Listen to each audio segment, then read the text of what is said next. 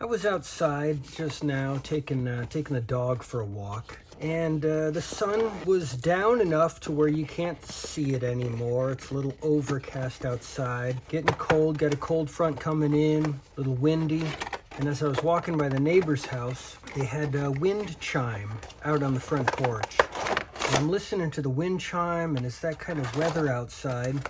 And I just had a flashback to, I think maybe 1993. I was floating around in my mom's pool. I would have been 19 at the time. And I was thinking, it would be really cool if I had a Namor the Submariner action figure. But they didn't make one. There had never been a Namor action figure. And I just wanted one to sit up by the pool while I was swimming around. The reason why the memory flashed back to me was because my mom always had wind chimes, and she would hang them by the beams that hold that the pool cage, you know, with the big net around it. Screen, sorry, the pool. It's the screened-in pool cage. Right above the pool, she would hang a wind chime, and it was the lot was overlooking a lake, a little corner lot with a lake behind us. And so while I'm floating in the pool, as you look out, you're looking out over the lake, and the sun would set over the lake, and just kind of silent except for the wind and the wind chime, and you're just floating and relaxing, not a care in the world. And you know, I had gotten this book. Let me show you the cover. The Marvel 50 or 5 Fabulous Decades of Marvel came out in 1990, I think.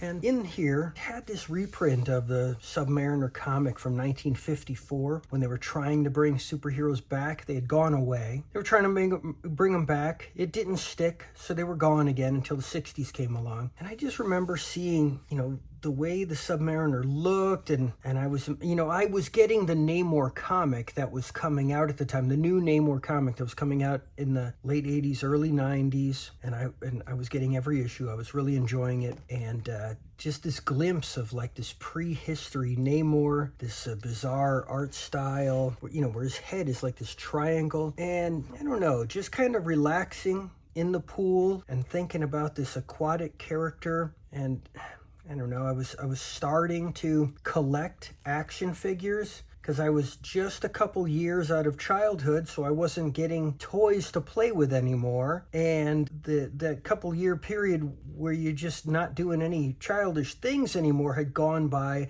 and now the first hints of nostalgia were settling in. And I was thinking, why isn't there a Namor action figure? And there wasn't. It was very disappointing. A few years later, well, I guess it was the next year, 1994, there was a Fantastic Four cartoon that came out, and it had Namor in it. And the cartoon had a toy line. And so by the following year, 1995, they had made the Namor Submariner action figure for the Fantastic Four toy line. And I didn't watch the cartoon, I was too old for it. But when the toy came out, I got it. I didn't even like the look of it. It was ugly.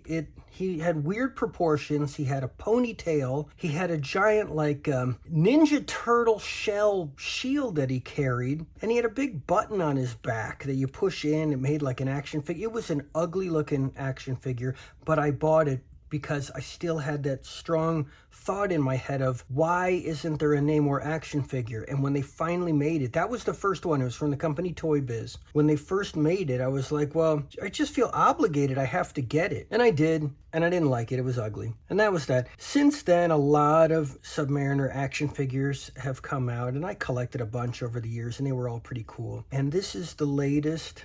It's I guess it's the best one, you know? It's really awesome. Like, I'm trying to, as you can see here, I'm trying to emulate this pose.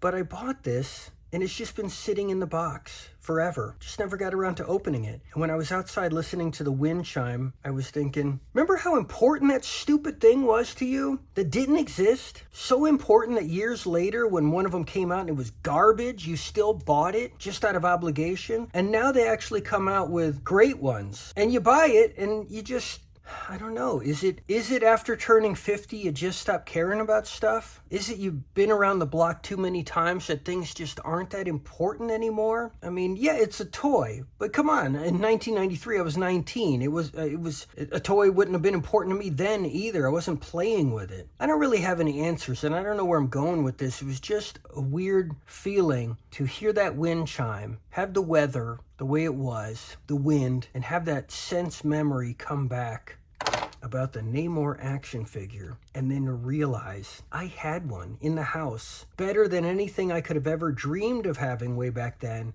and it's just sitting in a box. I'm not even opening it up. I don't even know what to do with it. But here it is. I've opened it up. And I could put him into a million poses, and I'm not. I'm just kind of holding him here and telling this dumb story. Until next time.